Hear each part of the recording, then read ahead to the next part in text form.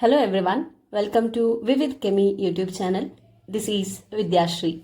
First of all, to answer the question, what is a set? So set is a well-defined collection of objects.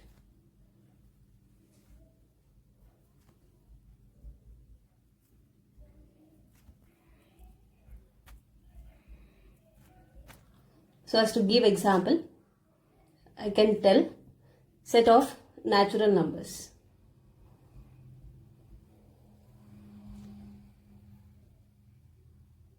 Means all the natural numbers are the elements of the set. So you can write this as n is equal to 1, 2, 3, so on. So now this is well defined and there are elements that has been collected. So set of natural number. The natural number forms a set. Sets are represented by capital letter alphabets such as A, P, Q, etc.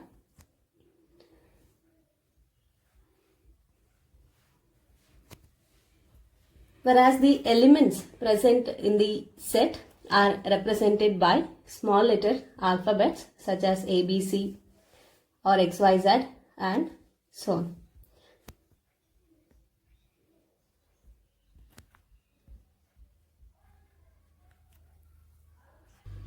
Now let me consider a set A is equal to A, P, Q, X, Y. So these are the elements of set A. A is one element, P is an element, Q, X and Y are the element. So I can write A belongs to the set A. So where this is how we write and it tells A belongs to set A. And if I consider element B, so that element is not a part of this set. A is equal to A, P, Q, X, Y. So this B does not belong to set A. And that is how you write this mathematically. And it tells that B does not belong to A. So the symbol to tell it belongs is like this, epsilon, and a cross mark over this, it tells that it does not belong to A. Now let us briefly discuss what are the methods of representing a set. We have two methods of representing a set, and the first method is roster form, or it is also known as tabular form. And the second method is set builder form. So these are the two ways how we can represent a set. Now let us consider examples to understand this. With respect to roster form or tabular form, we just list the elements inside the square bracket of a set. Say for example, I'll consider the elements A, E, I, O, U in a set and I'll represent this as set A. So same in the set builder form, we are representing the elements which belong to the set in the form of sentence. So here you can see in the set builder form, I have written the elements A, E, I, O, U, which are nothing but vowels in the English alphabet. So in set builder form, I can represent this as element X such that X is a vowel in English alphabet. So this is what is the set builder form.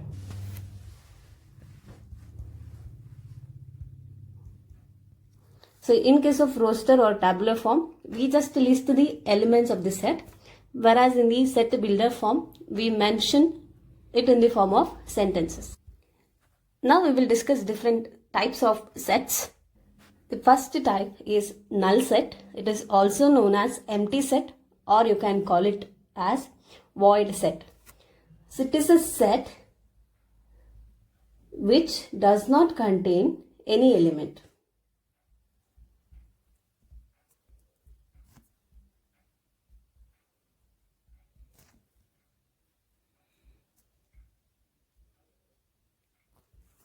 and it is represented just by a flower bracket, no elements inside that,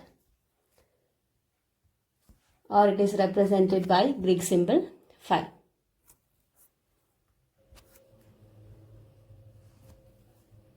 The second type is finite set.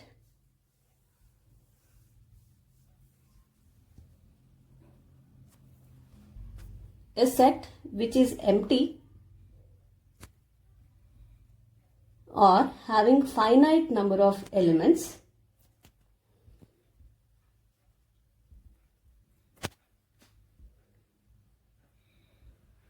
is known as finite set.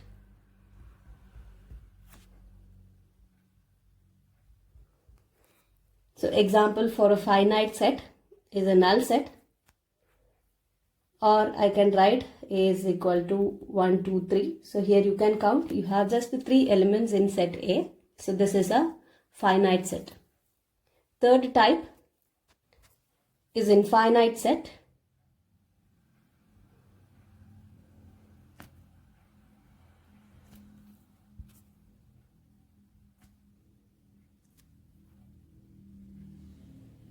A set in which definite number of elements are not there. Set do not contain definite number of elements.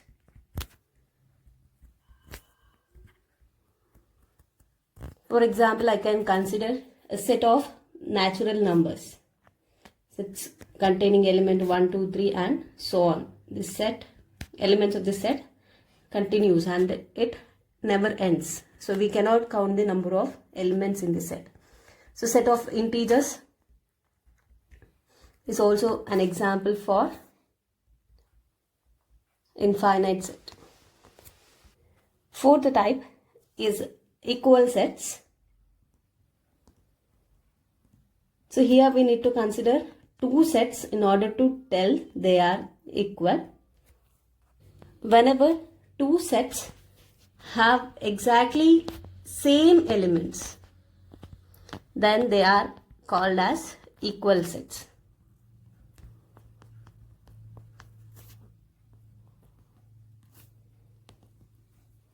So two sets A and B are said to be equal. Whenever it is A is equal to B, then same number of, or they should have same elements.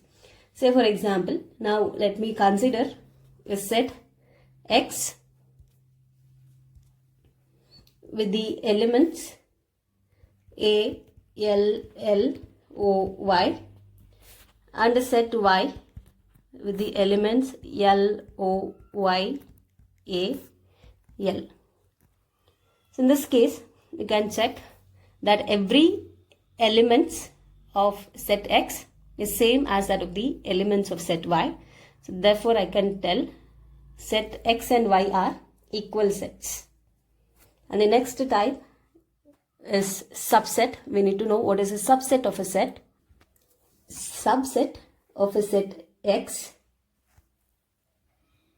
is Y, then it is represented like this. So this is the symbol that is used. This is how we represent. So this means that Y is subset of X.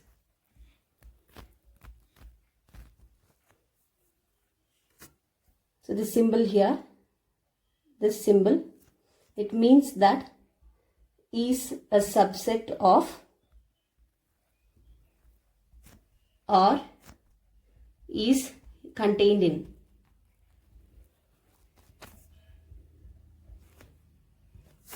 So considering this, I can tell that Y is a subset of X or Y is contained in X. Let me consider an example. So set X I will consider as 1, 2, 3, 4, 5, and I will consider a set Y which has elements 2 and 3. So now if you check the elements of set Y with the elements of set X, so you have these two elements of set Y 2 and 3 in the set X also. So I can tell Y is a subset of X. So it means that every element of the set Y is the element of set X also. In that case, I can tell Y is the subset of X. Now we will see a few properties of subset of a set. So we have null set. It is a subset of every set. Null set is a subset of every set. And also we should remember that if A is contained in B and B is contained in A, which means A is a subset of B and B is a subset of A. So if and only if A is equal to B. So here you need to know the use of the symbol. So the symbol like this represents if and only if, or IFF, and the symbol like this means it implies. So these two representations you should be clear. So the second property of subset here, whenever A is a subset of B and B is a subset of A, that's possible only when two sets A and B are equal. And also we have, if A is a subset of B and if A is not equal to B, the two sets A and B are not equal, then we can tell A is a proper subset of B. A is a proper subset of B and B is called as superset of A.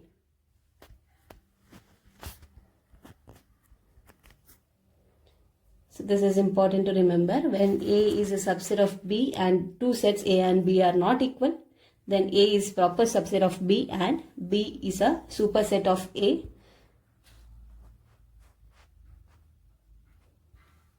So this is same as the example which I have mentioned here. So in this case, X and Y are not equal. So Y is called a proper subset of B and X is called a superset of Y.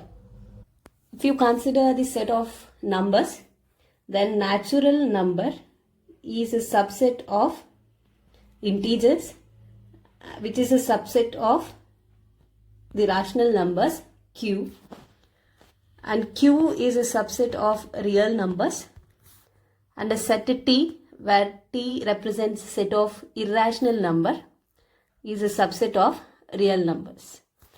And natural numbers is not contained in this set of irrational numbers. So I can tell N, which is set of natural number, is not a subset of set of irrational numbers. So I'll just mention here, T means it is set of irrational numbers.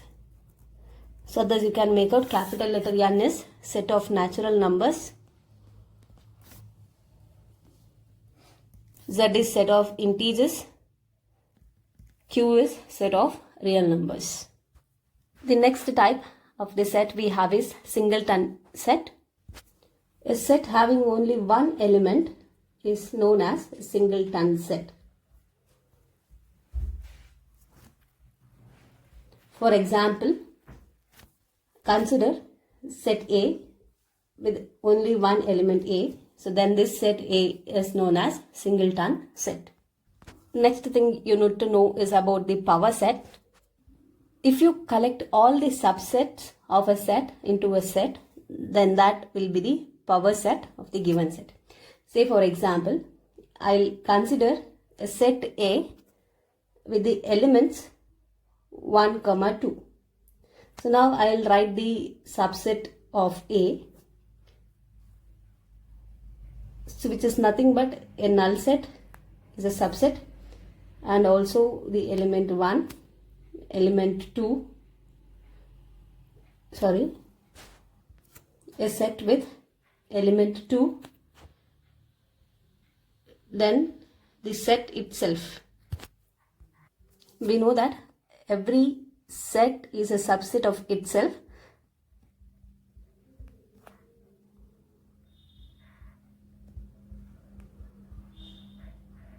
Means I can write, if A is a set, it is the subset of itself. So this is a property of subset that you need to remember.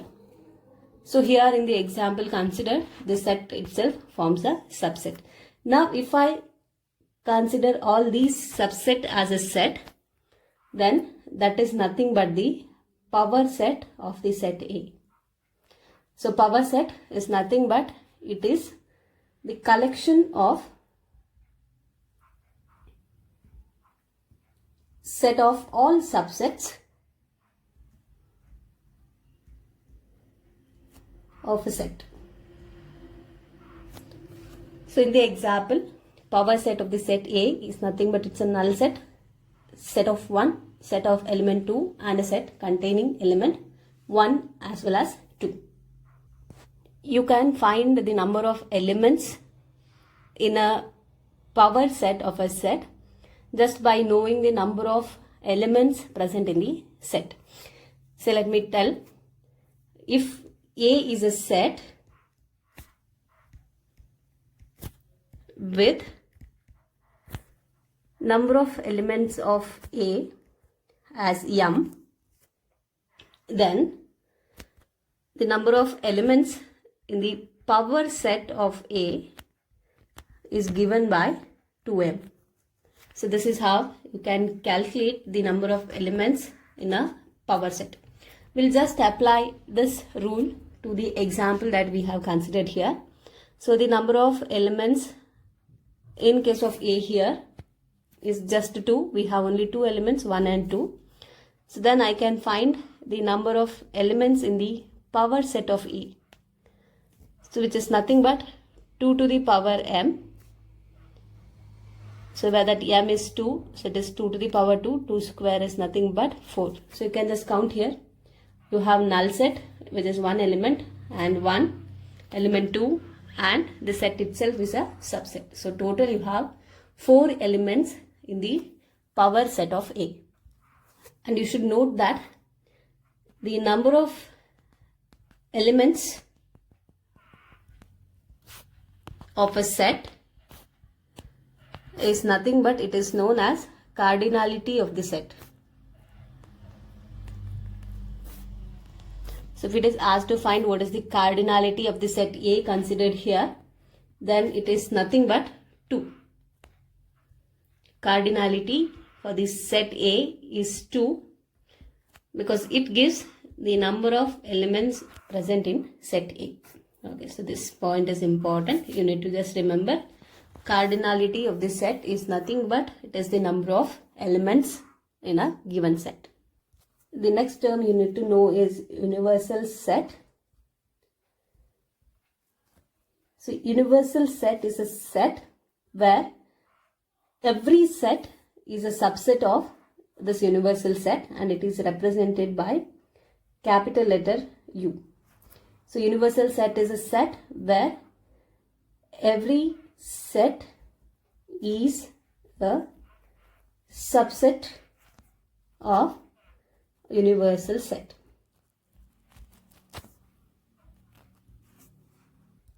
Now we will discuss about intervals as a subset of R. So here we will consider A and B belong to the real numbers and also we will consider A is lesser than B. Then I can represent open interval as y such that y is greater than A and it is lesser than B. So this is open interval and that is represented by A comma B. So here I will just write it is equal to open interval A comma B where you use a parenthesis. So this means that all the points between A and B belong to the open interval, but A and B they themselves does not belong to this interval. Now we have closed intervals.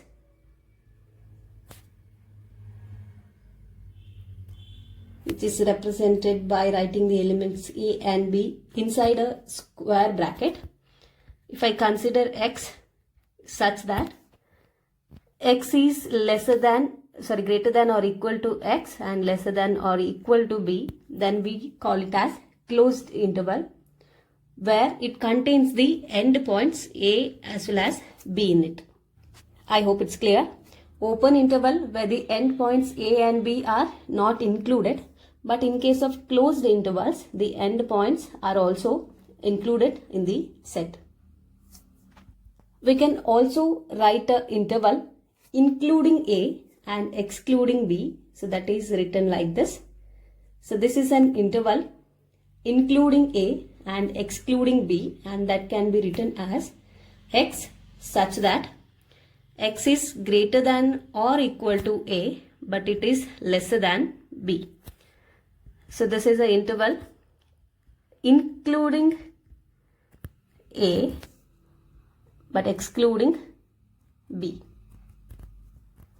Also we can write an interval which excludes A but it includes B like this, where you have x such that x is greater than A but lesser than or equal to B. Means here A is excluded but B is included in the interval.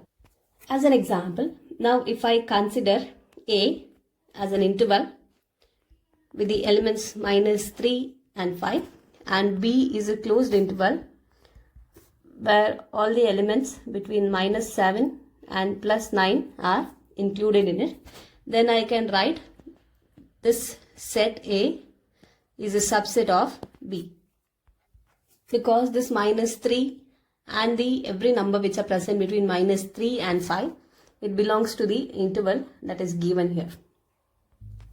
If I write an interval including 0, excluding infinity, so this represents set of non-negative real numbers.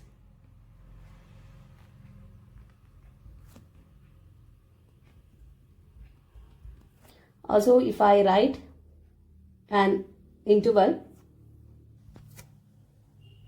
minus infinity to 0, it represents set of negative real numbers.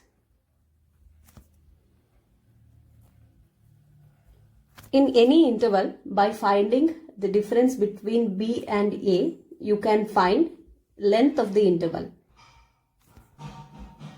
So in order to find the length of the interval, you should take the difference between B and A.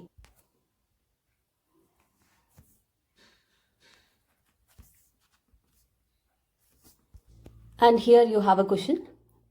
How many subset does set A have? Where set A is containing element S, I and R. So the same formula which I told for the finding the number of elements of a proper set, power set, can be used here. So it is 2 to the power m, where m is the number of elements of the given set. Or I can tell n is the cardinality of the set. So here n of A, or the cardinality of set A, is 3. It has 3 elements S, I, R. So to find the subset, it is 2 to the power m, which means it is 2 to the power 3. So 2 cube is 8. So therefore set A has 8 subset.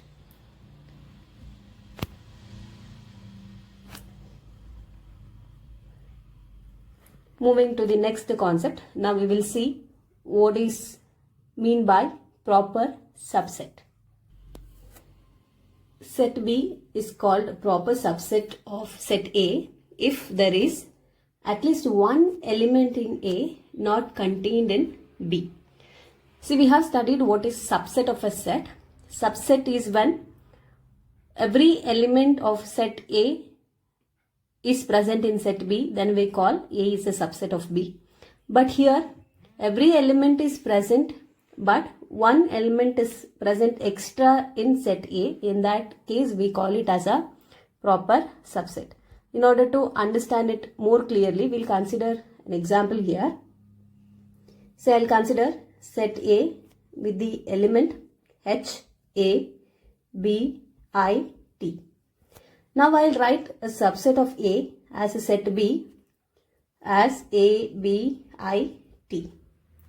Okay. So now clearly B is a subset of A because all the elements present in the set B are present in set A as well.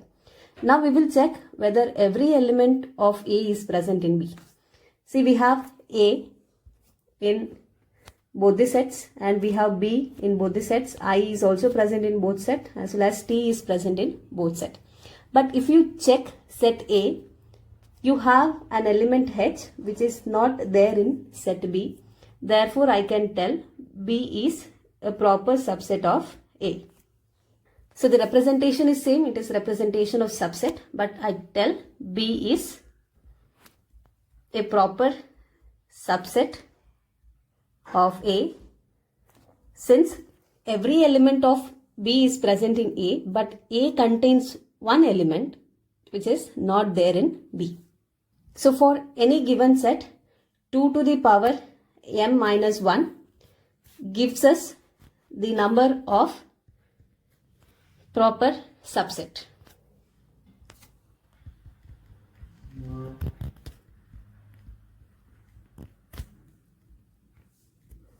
Where m is the number of elements of the given set, or it is nothing but cardinality of the given set. So whenever B is a proper subset of A, then A is a proper superset of B.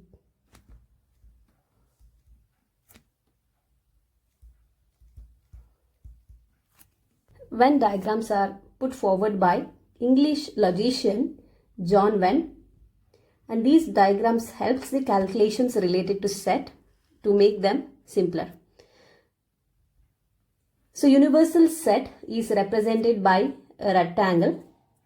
So I'll write universal set as capital letter U is represented by a rectangle.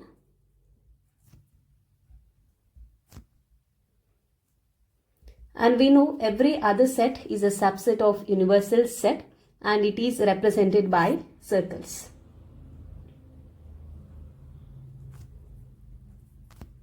And these circles are placed inside the rectangle. So the representation is like this. Rectangle represents universal set and a circle inside that it represents the subset of universal set. So this rectangle represents as universal set and a circle. So let me write it as a set A, so which is a subset of universal set, can be represented with the help of Venn diagram like this. Now we will study what are the different operations can be performed on a set. The first operation is union of sets.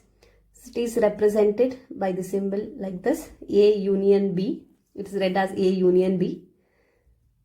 So it is X such that X belong to A or X belong to B. So the operation is very simple. What we are going to do here is, in the union set, we are going to represent all the elements which are present in set A as well as set B. For example, I will consider set A with the elements 2, 4, 6, 8 and set B with the elements 6, 8, 10 and 12. Now A union B is nothing but its element X such that X belong to A or X belong to B. So means, as I told, every element present in set A as well as set B should be present in union set. So the element should not repeat. So we'll consider and write elements, all the elements from set A. It is 2, 4, 6, 8. So 6, 8 already there in set B. So we will write the remaining elements 10, 12. So this is a set which represents union of set. So now the same can be represented with the help of Venn diagram. So first we will draw universal set, which is a rectangle. Then I need to represent the two sets A and B, so which are the subsets of universal set. I'll represent them as circles. The two circles should be same size. So now rectangle represents universal set. So one circle here represents A, the other circle represents the other set B. Now A union B is a part of this universal set which covers all the elements present in A as well as B. So this shaded portion here, that represents A union B. So we need to remember a few things related to union of sets. If B is a subset of A, then union of A and B is nothing but it is the set A itself. Then we have few properties where A union B is equal to B union A, means commutative law is followed here. Also we have the second property, A union B union C is equal to A union B union C, associative law of union of sets.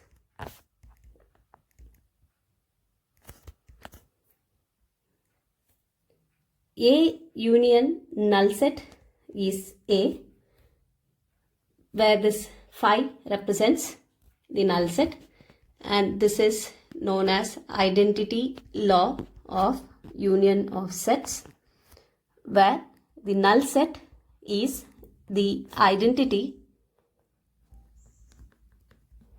of universal set. And we have fourth property, A union A is A itself. This is known as idempotent law.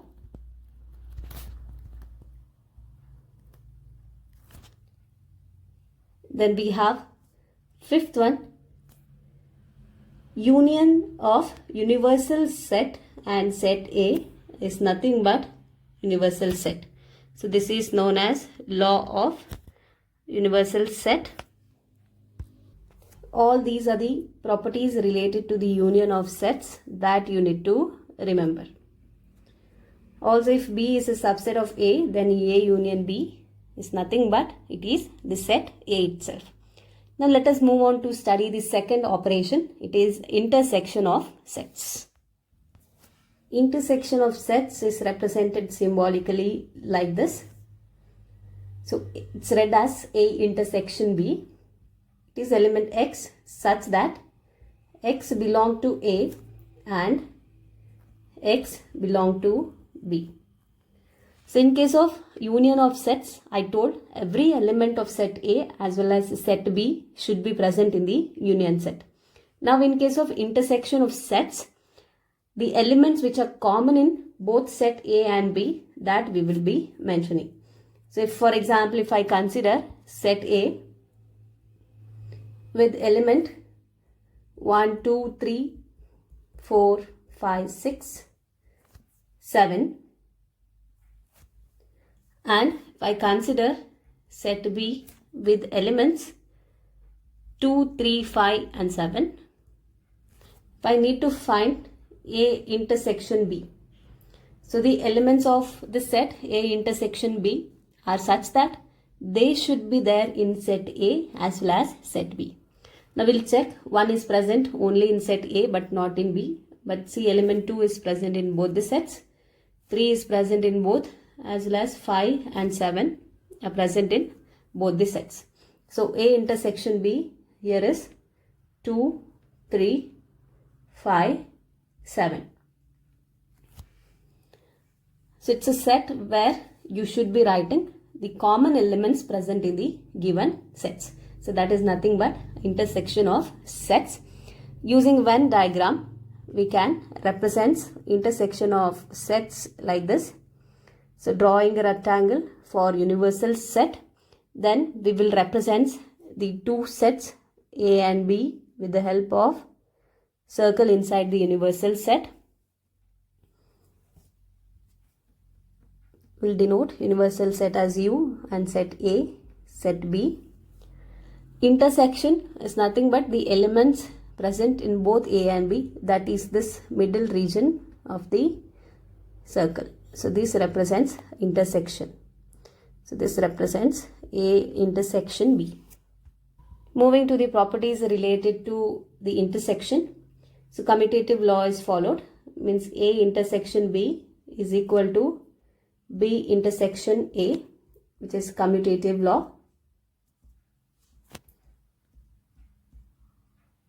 Associative law also holds good, where we have A intersection B intersection C is equal to A intersection B intersection C, which is associative law.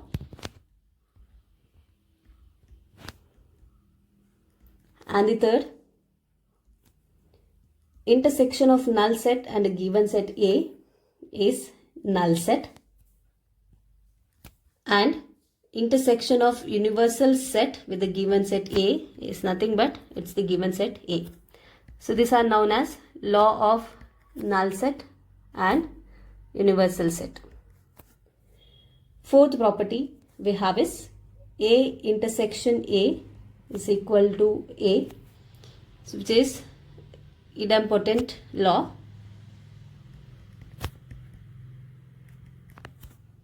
And we have fifth one, distributive law. A intersection B union C is written as A intersection B union A intersection C. This is the distributive law. Here intersection distributes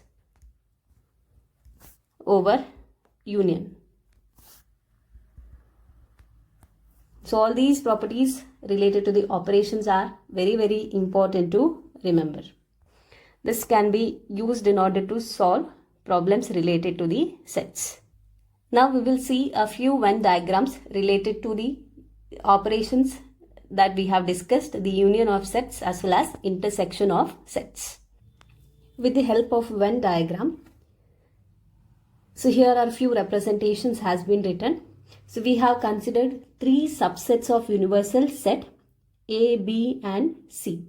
So in order to represent B union C, so this Venn diagram is used to represent B union C. And to represent A intersection B among the three sets that is given, so this particular Venn diagram is made use of. And the third diagram C, that represents A intersection B union C. And the Venn diagram represented in the figure D represents A intersection B union A intersection C.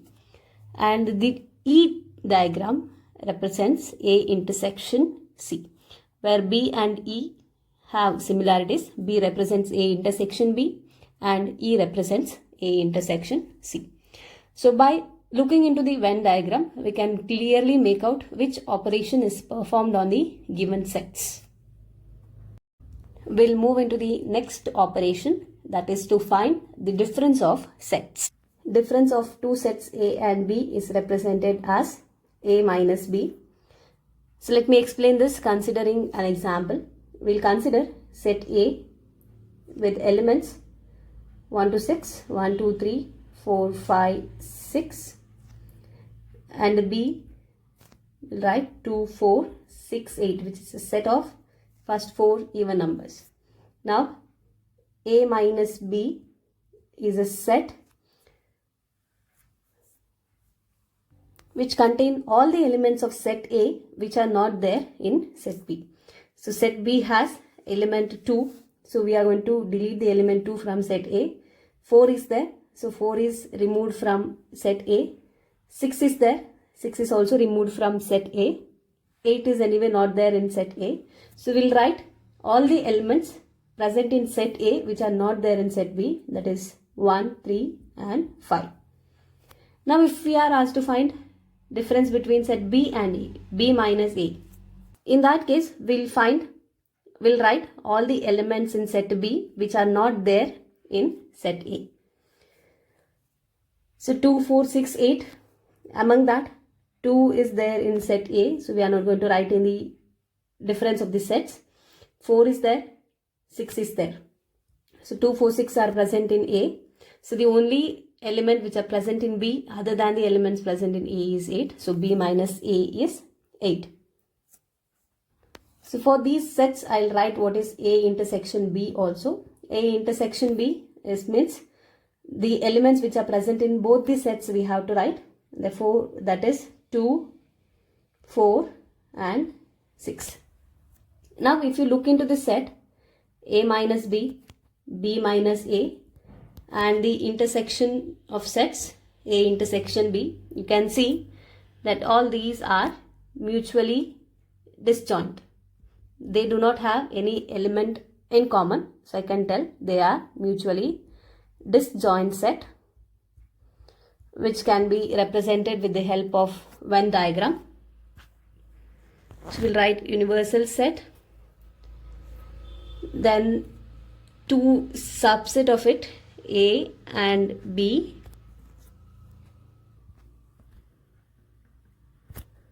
set A and set B. Now we need to represent A minus B,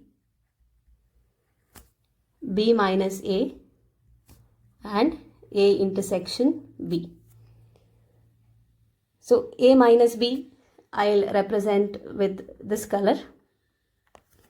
So A minus B means the elements which are present in set A and which are not there in set B, means only this region of the Venn diagram. So this represents A minus B. Only the elements which are present in A, not in B. So this is the representation of A minus B. Now A intersection B, okay, B minus A, I'll represent with blue color, which means all the elements that is present in the set B which are not there in A. So this part of the Venn diagram represents B minus A.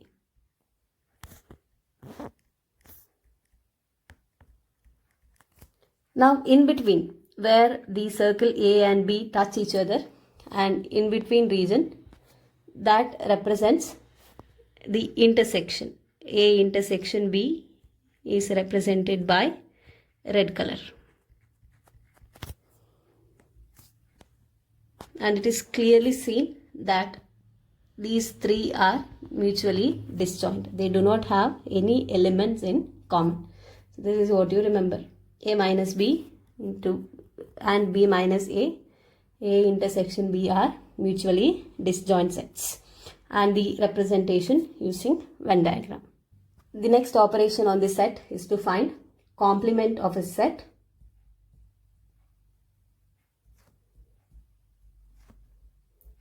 So if the given set is A, its complement is represented as A dash. So the complement of a set is a set A dash X such that X belongs to universal set and it does not belong to the set A. Or I can tell complement of a set is the difference between universal set and the given set. A is also a subset of universal set. In the same way, complement of the set A dash is also a subset of universal set. And we have complement of a set is equal to the given set. Let us consider an example. So I'll write universal set is set of natural numbers from 1 to 10. Set of first 10 natural numbers. So 1, 2, 3, 4, 5, 6. 7, 8, 9, 10. And set A is the set of odd numbers from the universal set that is mentioned. So for the given set A, here complement is all the other elements in the universal set which are not present in the given set. So therefore I can write 2, 4, 6, 8 and 10 are the elements of the complement of set A. Note that complement of A union B is A complement intersection B complement, and complement of A intersection B is A complement union B complement.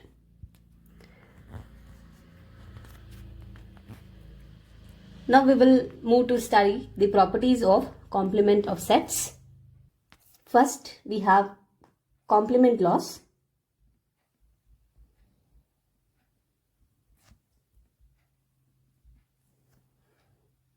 And the first one among that we have A union A complement is universal set, and B, A intersection A complement is a null set. Second is De Morgan's law, which is very important. First De Morgan's law, we have complement of A union B is equal to A complement intersection B complement. Second, complement of A intersection B is equal to A complement union B complement. Third is known as the law of double complementation.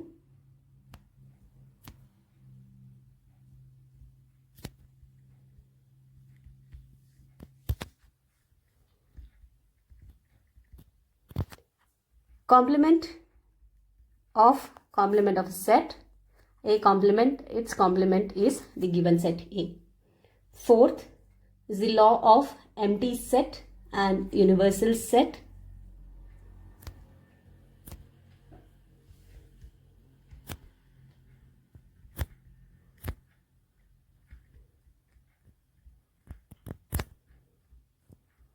Which tells that complement of empty set is equal to universal set, and complement of universal set is a null set. Then if we have A and B are the two sets which are finite,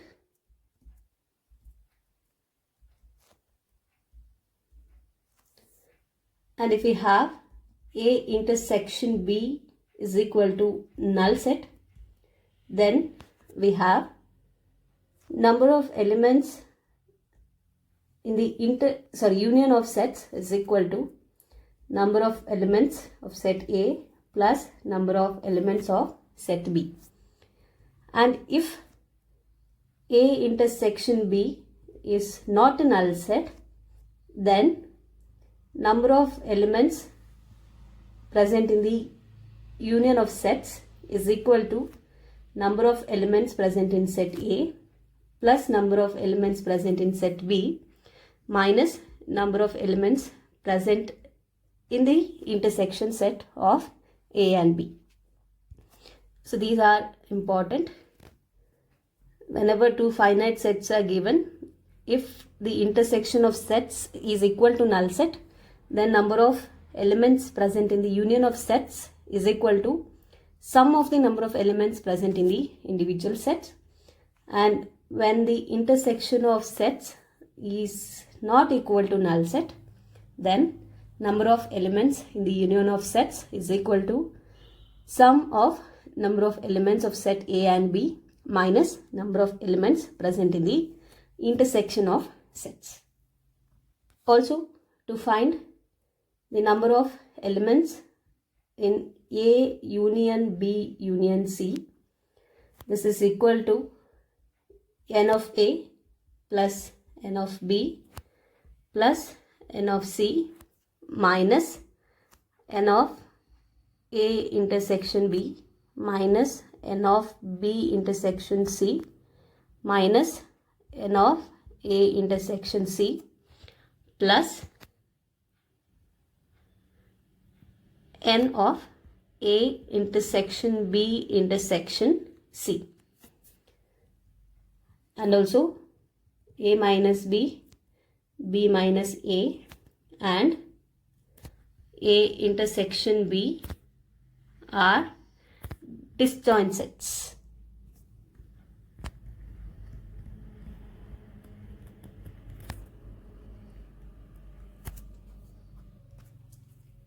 Now I'll just take a problem and solve just to demonstrate how this formula can be applied. Here is the question. In a school, there are 20 teachers who teach mathematics or physics. Of this, 12 teach mathematics and 4 teach both physics and mathematics. How many teach physics? So we need to find the number of teachers who are teaching physics. Now let's again look into the question and figure out what are the data that is provided to you. Okay. So the number of teachers who teach physics and maths or physics or maths has been given. We need to find how many teach physics. So they are telling 20 teachers who teach mathematics or physics. So mathematics or physics means either they will be present to teach mathematics or physics. So this means if I consider A as a set of teachers who teach maths and B as who teach physics, this data gives you A union B, because we have studied A union B is an element X such that X belong to A or B. So this is A union B, and we have A union B is equal to 20. Out of them, 12 teach mathematics. So the number of teachers who teach maths is 12. So let me write this as M itself. Number of teachers who teach maths is 12. So here instead of A and B, I will consider this as M and P, maths and physics. So M union P, and the 20 is the number N of M union P. Now they have given 4 of them teach both physics and maths. So both means it is intersection of mathematics and physics. So N of M intersection P is 4. Now we need to find how many of them teach physics. N of P is what we have to find. So using the formula, I can write N of M union P is equal to N of M plus N of P minus N of M intersection P. So N of M union P is 20, N of M is 12, plus N of P is what we have to determine, and N of M intersection P is 4. So just simplifying this, I can find the number of teachers who teach physics is 12. So in a simpler way, these details can be filled into Venn diagram, and we can calculate the number of teachers who teach only physics. Now let us see how we can get this information from the Venn diagram. So let me draw the universal set and the two sets A and B, M and P here. So this is universal set, this is set M, which represents mathematics teacher, and set P, which represents physics teacher. Okay, this region in the center, that gives us the intersection, right? Number of teachers who teaches both maths as well as physics. And this side of the intersection region, that gives us the teachers who teach only maths, and towards the right, this gives us P minus M, means the teachers who teach only physics but not maths. So we'll fill the data into the one more Venn diagram later. So from this Venn diagram, if I need to find the total number of elements present in M, then it is nothing but this particular region, right? So in that we have m minus p, also m intersection p. So m is nothing but it is m minus p union m intersection p. And in order to find p is nothing but sum of p minus m as well as m intersection p. P is nothing but it is equal to p minus m union m intersection p. So now we will fill the details. So in the question they have given that there are 4 teachers who teach both physics and maths, means it is the value of m intersection p, so that is 4. And they have given total 12 teachers who teach mathematics, means the whole circle for mathematics should be 12. So here I can write 12 minus 4, which is equal to 8, is this value. So the teachers who teach only mathematics is 8, and 8 plus 4 gives us 12 who teach mathematics. And now it is told there are 20 teachers who teach mathematics or physics, which means that total value here, which is the union of m and p, is 20.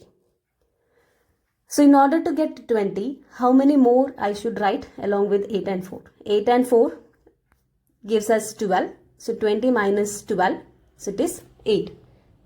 So I'll fill 8 here. So that gives the number of teachers who teach only physics.